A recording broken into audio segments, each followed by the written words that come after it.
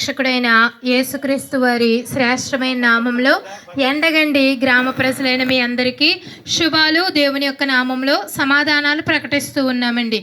ఇప్పుడు మేము ప్రకటించబోయే ఈ మాట ఏంటనంటే దేవుని మాట అండి. దేవుని మాట ఎంత గొప్పదనంటే అది ఒక మనిషిని బ్రతికిస్తుంది, ఒక మనిషిని నడిపిస్తుంది, ఒక మనిషి బ్రతకడానికి అది ఒక కారణంగా ఉందండి. అయితే ఆ దేవుని మాటలు బైబిల్ గ్రంథంలో ఉన్నాయి. ఆ బైబిల్ గ్రంథంలో ఒక మాట రాయబడి ఉంది.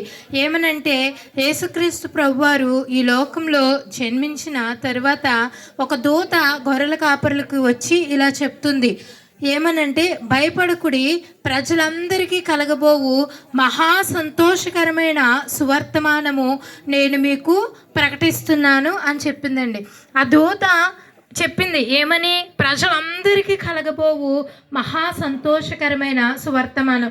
మనం చాలాసార్లు భ్రమపడుతూ ఉంటాం. యేసుక్రీస్తు ప్రభువారు అంటే ఒక వర్గానికి సంబంధించిన వారని, లేకపోతే ఒక మతానికి సంబంధించిన వారు, లేకపోతే ఒక దేశానికి సంబంధించిన వారు అని మనం చాలా భ్రమపడుతూ ఉంటాం.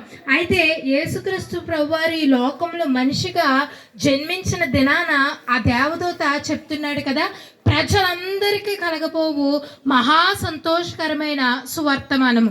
ఏంటి ఈ సువర్తమానం? అసలు ప్రజలందరికీ ఎందుకు సంతోషం కలగజేస్తుంది అని అంటే, ఒక ఇంట్లో ఒక పెళ్లి జరిగితే ఆ ఇంటి వారికి, ఆ బంధువులకు మాత్రమే సంతోషం. ఒక ఇంట్లో ఏదైనా శుభకార్యం జరిగితే, ఏదైనా ఒకరికి ఒక మంచి స్థితి కలిగితే ఆ ఇంటి వారికే సంతోషం. కానీ లేదంటే ఒక ఊరికి సంబంధించిన కార్యం జరిగితే ఆ ఊరి వారికి సంతోషం, దేశం బాగుపడితే దేశం వారికి సంతోషం. కానీ ఈ భూమి మీద పుట్టిన ప్రజలందరికీ సంతోషం కలిగిస్తుంది. ఎందుకు అనంటే, ఈయన ఈ భౌతిక సంబంధమైన విషయాల్ని అందించడానికి మన కోసం రాలేదు. కానీ మనలో 3 పరిస్థితులు ఉంటాయండి. మనిషిగా జీవిస్తున్న మన అందరిలో కూడా పైకి కనిపించే ఈ శరీరము, మనం అందరికీ తెలిసిన ప్రాణము, అలాగే మనలో మనం నడిపిస్తున్న ఆత్మ, 3 భాగాలుగా మనిషి జీవితం ఉంటుందన్నమాట అండి.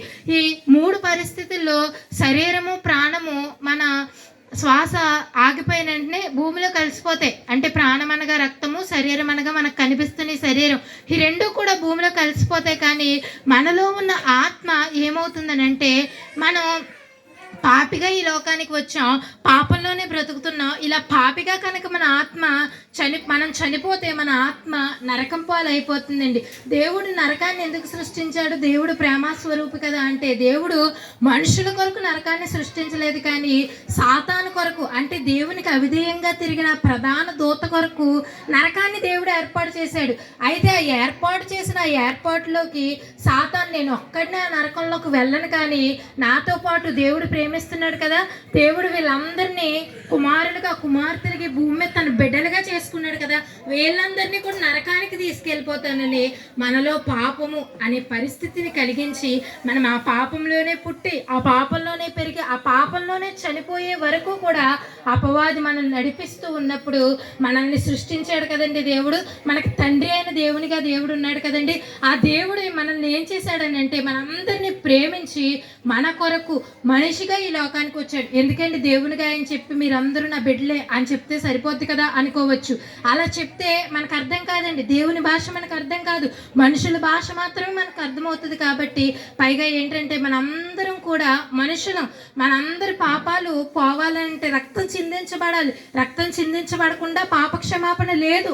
అయితే ఏ రక్తం మనకు సరిపోతుంది అని అంటే, మనుషుల రక్తమే మనుషులకు సరిపోతుంది. అయితే మనుషులైన వారు అందరూ పాపులుగా ఉన్నారు కదా, మరి ఎవరి రక్తం కావాలి మన పాపాలు తీసివేయడానికి అని అంటే? పరిశుద్ధమైన రక్తం కావాలి. ఈ పరిశుద్ధమైన రక్తం మనకు కావాలి. కాబట్టి పరిశుద్ధుడైన దేవుడు ఈ లోకానికి మనిషిగా వచ్చి 33.5 సంవత్సరాలు జీవించి మనందరి పాపాల కొరకు ఆయన సిలువలో ప్రాణం పెట్టి తన రక్తం అంతా చిందించాడండి. యజ్ఞయాగ బలి పశువుగా ఆయన మనందరి కొరకు ప్రాణం పెట్టి మనందరి పాపాలని క్షమించాడు. ఇప్పుడు మనకి ఏం కలుగుతుందనంటే, నిత్య జీవం కలుగుతుంది. ఇప్పుడు మనకేం కలుగుతుందంటే, యుగయుగాలు ఆనందించే స్థితి కలుగుతుంది.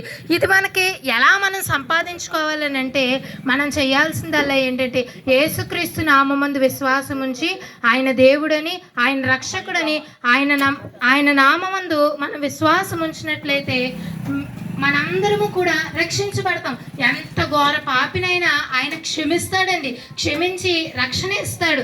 అంతేకాదు, మీరు విశ్వాసం ఉంచితే యుగయుగాలు ఆనందించే ఆ పరలోక రాజ్యానికి మన ఆత్మ చేరడానికి దేవుడు అవకాశం ఇస్తాడు. అట్టి కృప ఈ గ్రామ ప్రజలైన మీ అందరికీ దేవుడు అనుగ్రహించునుగాక.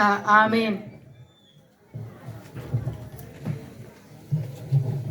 స్తుతి స్తుతి స్తుతి స్తుతి స్తుతి స్తోత్రం తండ్రి, స్తోత్రం తండ్రి, స్తోత్రం తండ్రి. గొప్ప దేవ, గనుడా, నీకు వందనాలు స్తుతులు, స్తోత్రం తండ్రి. నిత్యుడుగు తండ్రి, సమాధానికి అధిపతిన దేవ, నీకే స్తుతులు, స్తోత్రం తండ్రి. అవును ప్రభ, ఇదిగో నాన్న మా ఎండగండ గ్రామాన్ని మరొక్కసారి ప్రేమించినైనా ఇటు రీతిగా కూడుకుని ప్రభ నీ సువార్త ప్రభ చెప్పడానికి ప్రభ ఇటు రీతిగా ప్రభ నీ బిడ్డలైన వారందరినీ నడిపించిన విధానం బట్టి నీకే స్తుతులు, స్తోత్రం తండ్రి. అవును ప్రభ, ఎంతో ప్రయాసతో ప్రభ ఇదిగో తండ్రి ప్రభ చెబుతున్న ప్రతి మాట ప్రభ ప్రతి హృదయంలో ఫలింపు దయచేయమని అడుగుతున్నాం తండ్రి.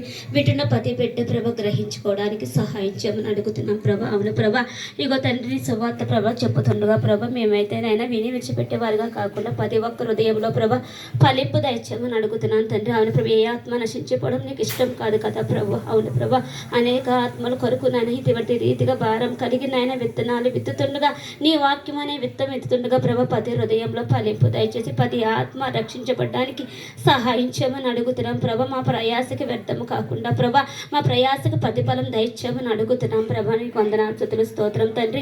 అవును ప్రభ, నువ్వు సమస్తము చేయగల సమర్థుడు కనుక నాయన. అవును ప్రభ, మా కొరకు నాయన ప్రతి ఒక్కరి కొరకు బలై తిరిగి లేచిన దేవుడు కనుక నాయన ప్రతి ఒక్క హృదయాన్ని ప్రభ గ్రహించి నాయన ప్రతి ఒక్క హృదయంలో ప్రభ మార్పు రావడానికి, మారు మనసు పొందడానికి సహాయం చేయమని అడుగుతున్నాం ప్రభా. నీకు వందనాలు స్తుతులు, స్తోత్రం తండ్రి. ఏదైనప్పటికీ ప్రభ ప్రార్థన చేసి నీ చేతులకు అప్పగిస్తుండగా ప్రతి హృదయంలో కార్యం జరిగించి నీ నామానికి మహిమ ఘనత ప్రభావాలు పొందుకోమని త్వరగా యేసయ్య పరిశుద్ధ నామంలో మిక్కిలి వినయంతో బతిమాడి వేడుచున్నాను పరమ తండ్రి.